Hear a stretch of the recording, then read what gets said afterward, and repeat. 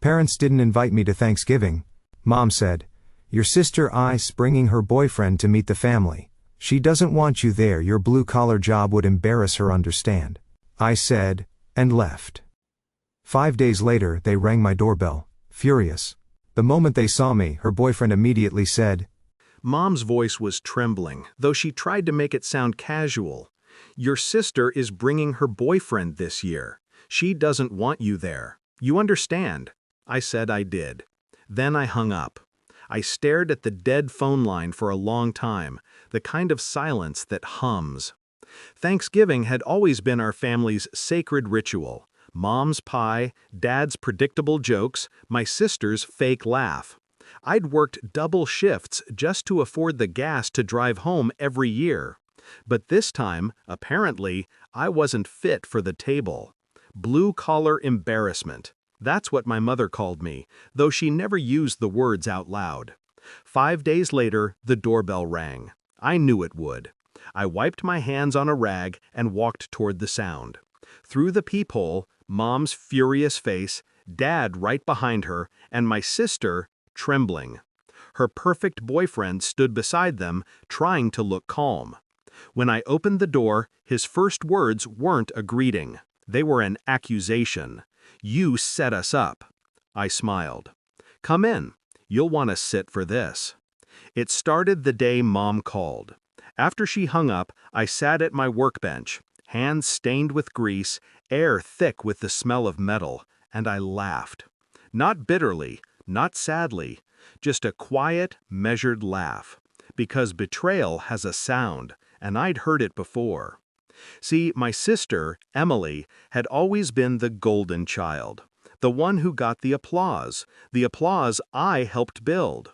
I was the fixer, the one who made things run so she could shine. When she crashed my old truck at 17, I took the blame. When she stole from Mom's purse, I covered it. So when Mom said Emily didn't want me there, it wasn't new. It was just the first time they said it out loud. And that truth, once spoken, freed me.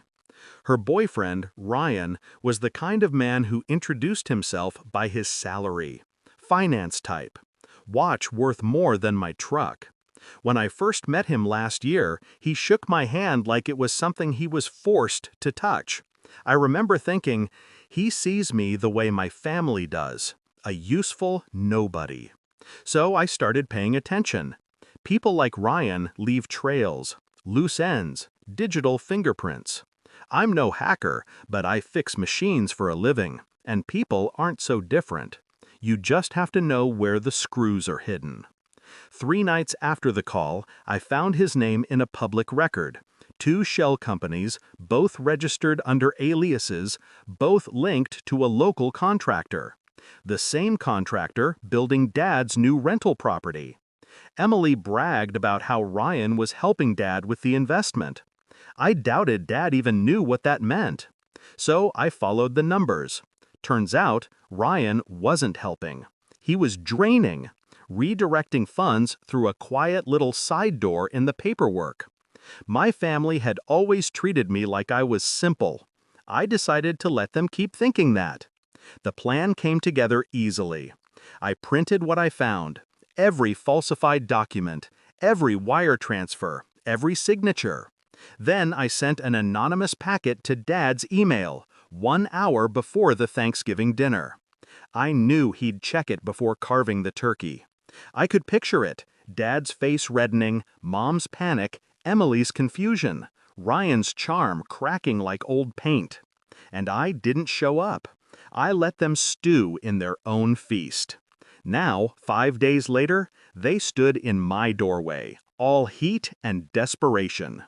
Dad's voice broke first. "Is this true? Did you know about this?" I looked at Ryan. "You tell them."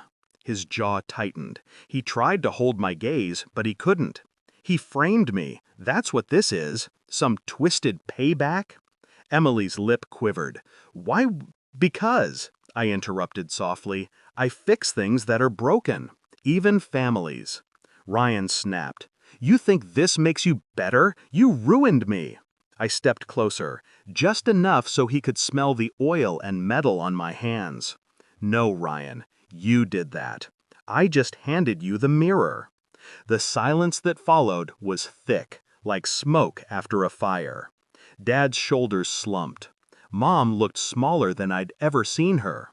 Emily started to cry, but I didn't move. I wasn't there to comfort anyone. Finally, Dad spoke, voice rough. "We're sorry, son. We should have—" "Don't," I said. "You made your choice when you set the table without me." Mom reached out, hesitated. "What now?" I smiled faintly. "Now? You rebuild. Without him." Ryan tried to speak again, but I closed the door. Slowly, firmly.